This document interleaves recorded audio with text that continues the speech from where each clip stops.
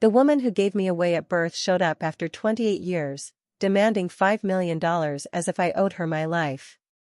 But the truth is, she didn't come for family, she came for profit. Stick with me while I share my story, and if it touches you, don't forget to support our channel by hitting that subscribe button, dropping a like, and sharing it with the people you care about. My name is Ethan Cole. I'm 28 years old, and for most of my life, I never wondered much about the woman who gave birth to me. I grew up in Ohio with two amazing adoptive parents who treated me like their own from the moment they held me. They never hid the truth from me, but they also never pushed me to search for answers. They always said, "When you're ready, we'll support you." But I never felt ready. My life was normal. Quiet. Steady. I had a decent job, a small group of friends, and a simple routine that kept me grounded. I never expected anything to disturb that peace. Then one day, a letter arrived. A plain white envelope with handwriting I didn't recognize. Inside was a short message saying my biological mother wanted to reconnect.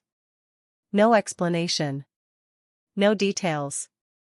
Just a request to meet. I must have read that letter 10 times. My heart pulled me in one direction while my mind pulled me in another.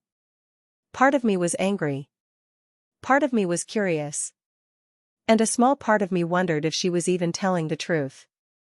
After all these years, why now? I sat at my kitchen table for hours, staring at that piece of paper. I didn't want to drag my adoptive parents into something that might hurt them, but I also didn't want to keep secrets. When I finally told them, they were gentler than I deserved. My mom held my hand and said, "If this is something you need to do, we're here for you. Just be careful with your heart." I decided to meet her. I didn't know what I was hoping for, maybe closure, maybe answers, maybe nothing at all. I only knew I didn't want to spend my whole life wondering what could have happened if I had said yes. So I agreed to meet at a small cafe an hour from my home. Neutral ground. Public place. No expectations. The night before the meeting, I barely slept. Every worst-case scenario crossed my mind. Would she be kind? Cold? Proud? Ashamed? I hated that someone I had never met could make me feel so unsteady. I tried to calm myself with the thought that this was just a conversation, nothing more. But deep down, something told me this wasn't going to be simple. Something told me this meeting would open doors I had kept shut for a reason. And unfortunately, I was right. I arrived at the cafe 10 minutes early, mostly because I didn't trust myself not to turn around and go home.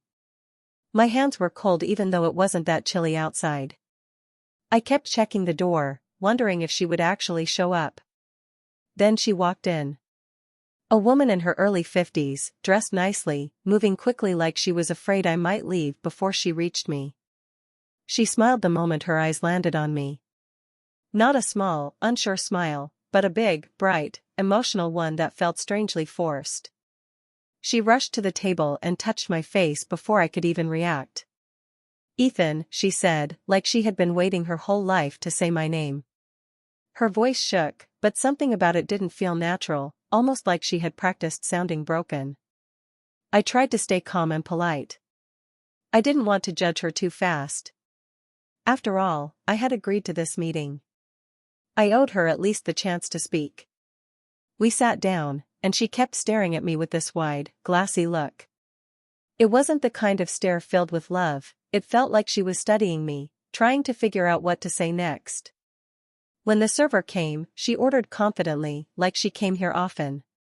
She asked for expensive drinks and a full meal. I kept mine simple, not wanting to make things weird. Once the server walked away, I finally asked the question that had been sitting in my chest since the letter arrived. "Why now?" Her smile tightened, and she looked away as if she didn't hear me. She touched her napkin, took a sip of water, then switched the topic completely, asking about my job, where I lived, if I owned property. The questions felt intrusive, not emotional. I tried again and asked about my father. She froze for a second, then forced another smile and said, "Let's not talk about the past right now. Today is about us reconnecting." It didn't sit right with me. Someone who truly cared would at least try to explain something, anything. But she avoided every question that actually mattered. Her fake tears came next. She dabbed her eyes dramatically, saying she missed me every day, yet she couldn't explain a single thing about those years she supposedly spent missing me. I watched her carefully, and the more she talked, the more it felt like she was performing. Her reactions were too quick, too sharp, too dramatic for a real reunion. I didn't feel any warmth from her, only pressure. When the bill finally came, she pushed it toward me without hesitation, like it was expected. Not even a fake attempt to reach for it. I paid, mostly because I didn't want a scene. She hugged me tightly afterward, almost too tightly, whispering that she wanted to see me again soon. As she walked away, something heavy settled in my stomach. I couldn't shake the feeling that she hadn't come to reconnect or to apologize. She wanted something else. I just didn't know yet how big that something really was. A few weeks passed after that first meeting, and I honestly thought the whole thing might fade away. She didn't call or text, and I didn't reach out either. I tried to move on and focus on work. I told myself maybe she just wanted closure and that was it. I wasn't expecting her to suddenly appear again, especially not at my front door. It was a Saturday morning. I was still in sweatpants, making coffee, when the doorbell rang. I wasn't expecting anyone, so I looked through the peephole. My stomach dropped when I saw her standing there, holding a large purse and wearing a smile that didn't match her eyes. I opened the door only because I didn't want attention from my neighbors. She walked in without being invited, looking around my house like she was inspecting it. "Wow," she said. "You live well." There was a sharp tone underneath her words, something that made me uneasy. I tried to keep things polite. I asked why she came and if everything was okay. She sighed heavily and sat on my couch, acting like she was exhausted from life itself. "Ethan," she began, "I've had a hard life. Really hard. I've suffered more than you can imagine."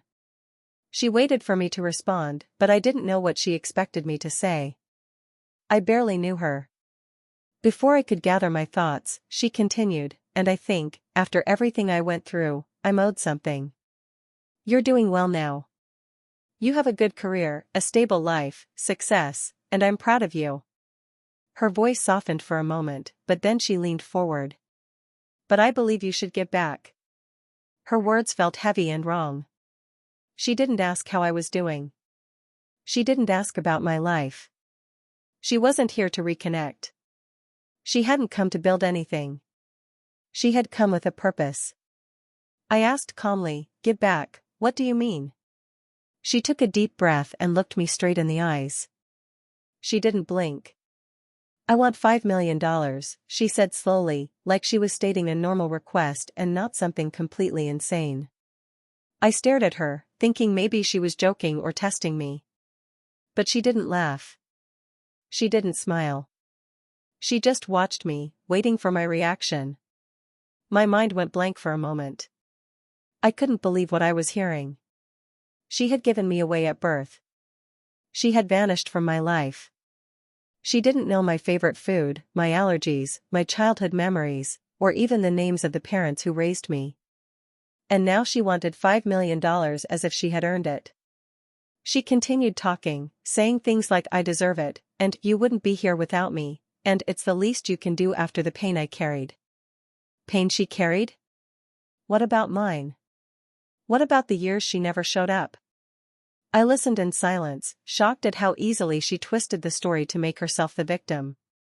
When I finally told her I couldn't give her anything, her smile disappeared. Her face hardened instantly. She stood up, grabbed her purse, and said, "You'll regret this, Ethan." Then she walked out of my house, leaving behind a chill I couldn't shake.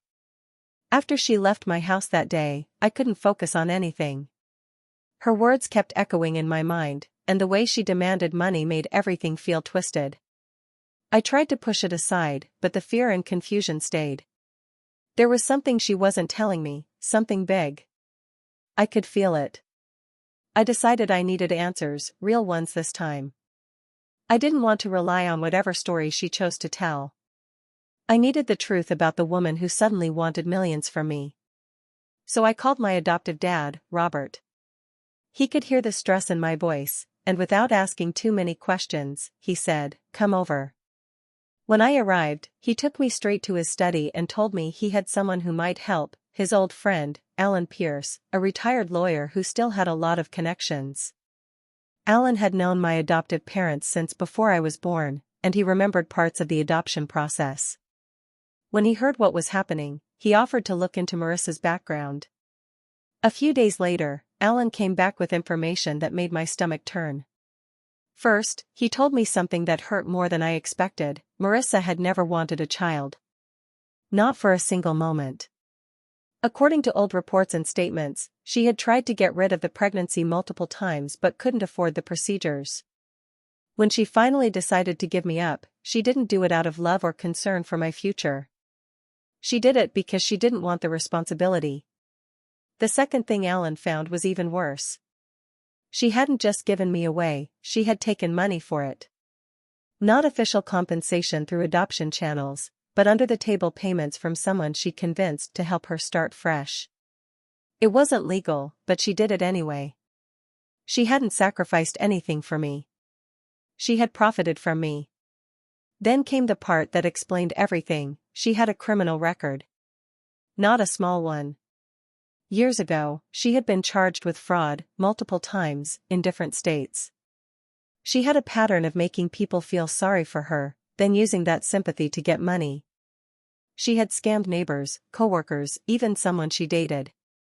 But what hit me the hardest was the last thing Alan discovered. She had attempted to scam two of her own relatives in almost the exact same way she tried with me. She disappeared from their lives for years, then came back pretending she wanted to reconnect, only to ask for large amounts of money. Both relatives had cut her off completely once they saw her real intentions. Hearing all of this made everything suddenly fall into place. Her fake tears. Her dramatic stories. Her quick shift from affection to anger. Her obsession with my career and income. She didn't come back for forgiveness. She didn't come back because she missed me. She didn't come back because she cared. She came back because she smelled money. And now that I knew the truth, I understood something even darker. She wasn't going to stop. For days after learning the truth about Marissa, my mind felt like a storm I couldn't escape. Every piece of information Alan uncovered hit me in waves, and each wave left me feeling heavier than before. I knew who she really was now, but knowing didn't make things any easier. It almost made them worse. At night, I lay awake staring at the ceiling, wondering if I had made a terrible mistake. She had lied, manipulated, and tried to use me, but a small voice in my head kept whispering, "She is still your mother." That voice made me feel guilty in a way I couldn't explain. I didn't owe her anything, yet part of me felt like turning my back on her made me heartless. One evening, I finally broke and drove to my adoptive parents' home. I didn't even knock, I walked straight in, and my mom, Linda, looked up from the kitchen table. She could tell something was wrong just by the look on my face. She opened her arms, and the moment she hugged me, the weight I was carrying almost crushed me. I felt like a child again, confused and scared. We sat down on the couch, and I told her everything, every detail I learned, every emotion I couldn't control. I told her how guilty I felt for refusing Marissa, even though I knew she was trying to use me. And then I asked the question that had been eating me alive, does it make me a bad person if I don't help her? Linda took my hands gently, looked me straight in the eyes, and said something I will never forget. You owe her nothing. Love isn't a bill someone hands you. You don't pay for being born. And you don't have to save someone just because they share your blood. Her words broke something inside me, something I had been holding together far too tightly. I felt the pressure, the guilt, the confusion finally spill out. For the first time in years, I cried openly. Not because of her actions, but because of the war happening inside me. I felt torn between the life I had and the life I could have had. Between gratitude and anger. Between identity and betrayal. Linda didn't try to stop my emotions. She didn't rush to fix anything. She just sat with me, letting me feel everything I needed to feel.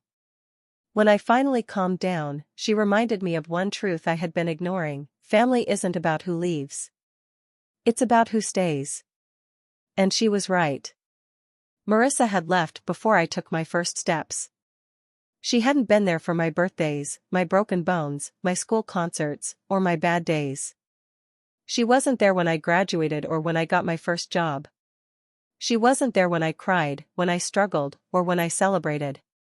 But Linda was. My dad was. They stayed. That night, as I drove home, something inside me shifted.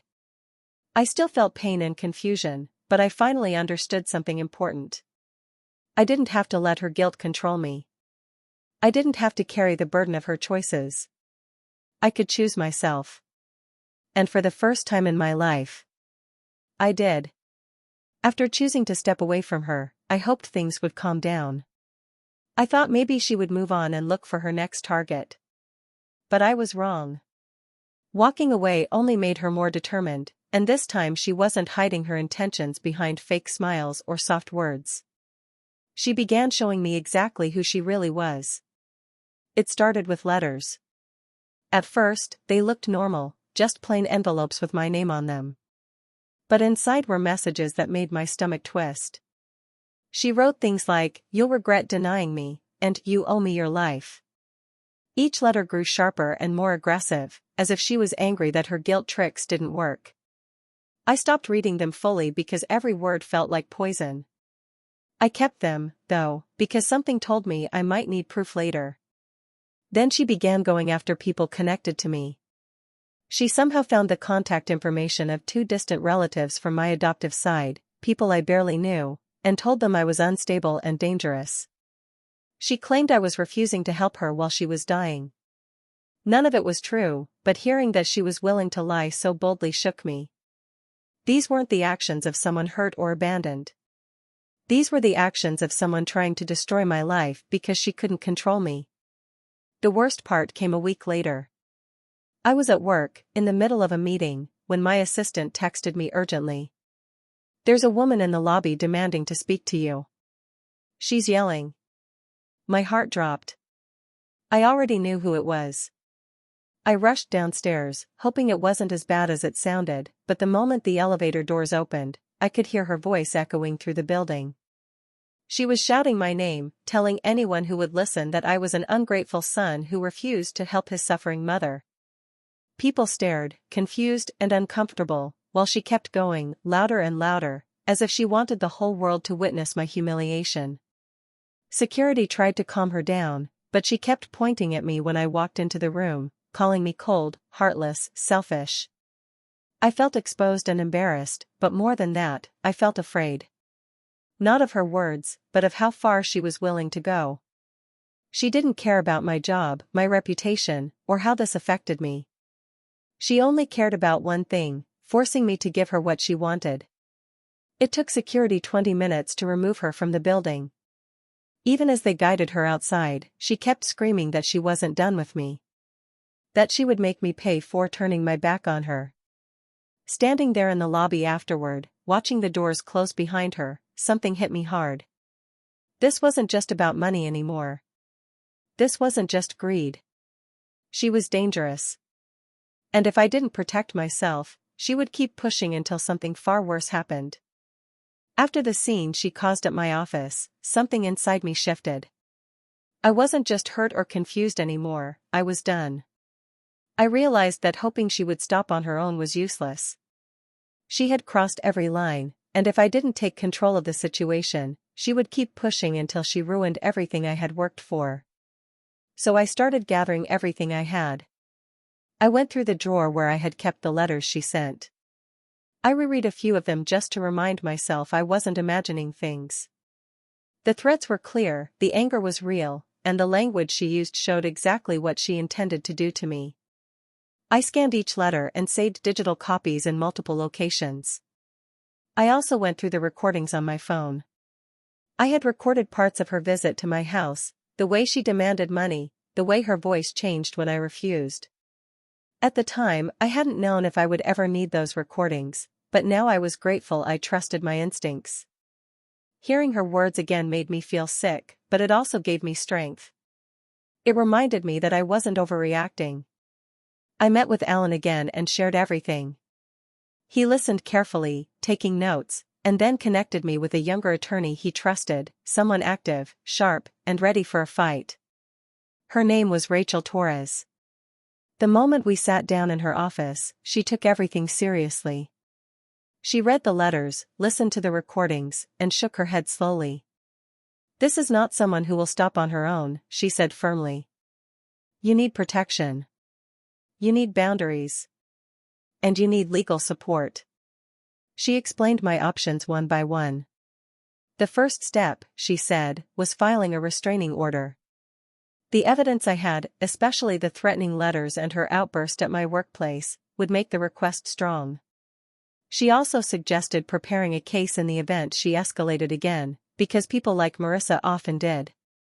Rachel told me to gather even more proof, so Alan helped me reach out to people from Marissa's past.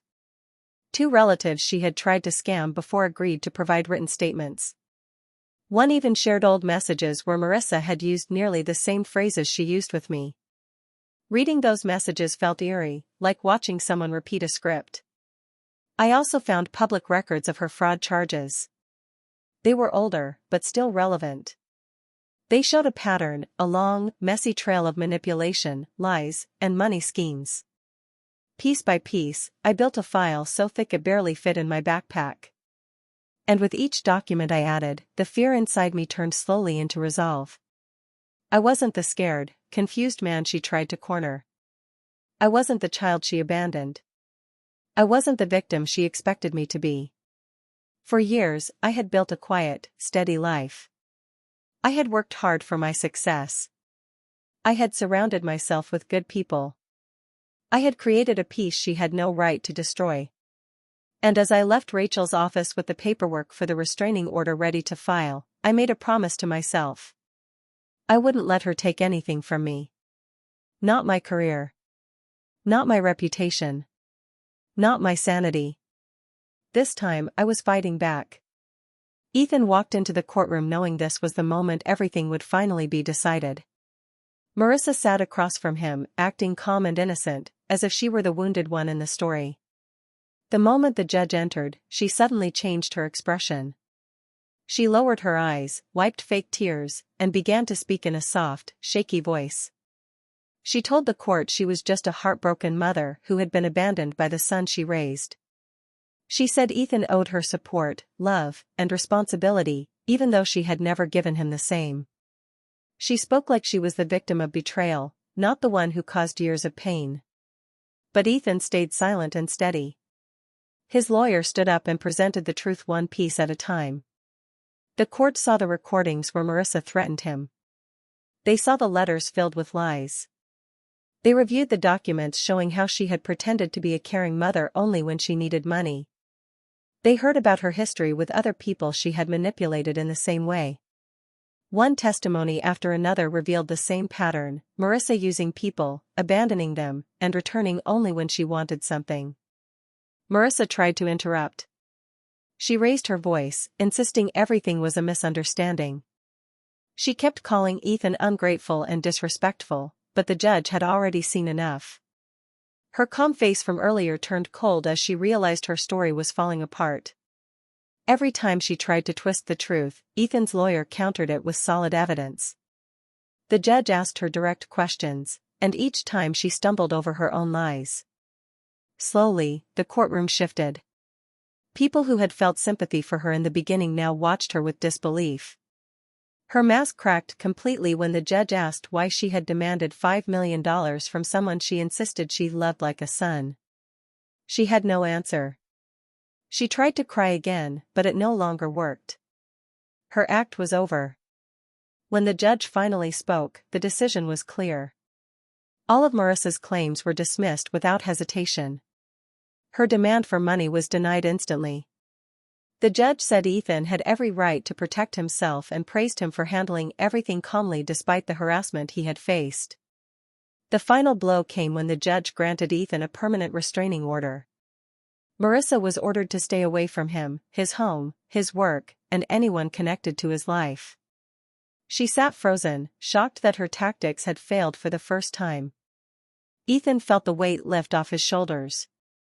For the first time in years, he could breathe freely. He walked out of the courtroom not with anger, but with relief. He didn't celebrate or look back. He simply stepped outside knowing he had finally taken control of his life again, and Marissa could never trap him in her chaos again. Ethan didn't walk out of court thinking about revenge. He didn't want to ruin Marissa's life or make her suffer the way she had made him suffer. All he wanted was peace. But he also knew one thing clearly now: Marissa had spent years lying to people, twisting stories, and playing the victim whenever it suited her. And many of those people still believed her. They didn't know who she really was or what she had done to so many others. So Ethan decided his revenge wouldn't be loud or cruel. It would simply be the truth.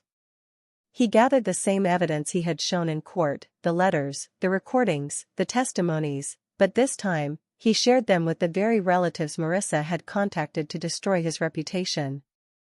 One by one, he reached out politely and explained the situation. He didn't try to turn anyone against her. He didn't insult her or speak out of anger. He just showed them what she had done, not only to him but to others before him. He let the facts speak for themselves. At first, many of the relatives were shocked. Some had believed Marissa's dramatic stories about Ethan being selfish or ungrateful. Others had sent her money because she claimed she was struggling. But when they saw the real proof, their reactions changed. They apologized to Ethan for judging him. They told him this wasn't the first time she had behaved this way. Some even shared their own experiences, how she had borrowed money and never returned it, how she had vanished from their lives only to reappear when she needed something. Slowly, the web of lies she had built started to fall apart. People she used to manipulate finally saw her true nature. They stopped answering her calls. They refused to send her money. They blocked her on social media. The relatives she bragged about suddenly wanted nothing to do with her. Her carefully crafted image of a victim shattered completely. She tried to fight back, sending dramatic messages to everyone, insisting Ethan was turning them against her. But this time, no one believed her. They had seen too much. They had heard her threats in her own voice. They had read the letters she wrote pretending to be hurt while planning to take advantage of Ethan. The sympathy she depended on dried up almost overnight. Ethan didn't feel joy watching all of this happen. He didn't feel proud or victorious. He just felt calm. He had finally cleared his name without using hate or anger. Marissa's downfall wasn't something he caused. It was simply the truth reaching people she had fooled for years. In the end, she didn't lose because Ethan attacked her. She lost because she had built her life on lies, and lies can't hold forever. As everyone walked away from her one by one, Ethan finally felt free. The truth had not only protected him, it had ended the cycle she kept trying to drag him into. Months passed after everything with Marissa. The letters stopped, the threats stopped, and the calls never came again. Slowly, life returned to a quiet rhythm. I spent more time at home, more time with my adoptive parents, and more time appreciating the people who had always been there for me. I realized how fragile peace can feel until you fight for it, and how much strength comes from simply having people who truly care. One evening, I was sitting on the couch between my mom and dad, a cup of coffee in my hand, watching the sun set through our living room window. I felt an unfamiliar kind of calm, the kind that comes after a storm has passed. I looked at them and thought about how lucky I was. They hadn't abandoned me. They hadn't asked for anything in return. They had stayed through every scraped knee, every failed school project, every heartbreak, and every success. They had shown up, not for a payout, not for attention, not for recognition, but simply because they loved me. And that's when it hit me. Family isn't about blood. Family isn't about someone who comes back when it's convenient or when they see money. Family is who shows up, who stands by you, who doesn't vanish when things get hard. It's not about collecting, it's about giving, without conditions. Marissa had the blood connection, but she never showed up for me in any real way. My parents had given me everything without ever asking for anything, and that was the kind of love that mattered most. I thought about all the pain she had caused, all the confusion, the threats, and the lies. And I realized none of it had broken me. Being abandoned at birth didn't break me. Being confronted with greed and manipulation didn't break me. What shook me to the core was understanding that love, real love, cannot be bought. It cannot be demanded. It has to be given freely, and it has to be earned through care, presence, and trust. That truth, though painful, grounded me more than anything else in my life. I put my cup down and smiled at them. There was no bitterness left in me, no desire for revenge, no regret for the choices I had made. I had learned the hardest lessons, faced the most difficult challenges, and survived. And in that survival, I found gratitude, clarity, and peace. For the first time in years, I felt completely safe, not just in my home, but in my life. I had the people who mattered most right there with me. And in that moment, I knew something essential: I already had the only family I would ever need. Being abandoned didn't break me, I said softly, almost to myself. Being found for money didn't break me. What broke me was realizing love can't be bought, and it definitely can't be demanded. I looked at my parents again and smiled. They smiled back. And for the first time, I felt truly whole.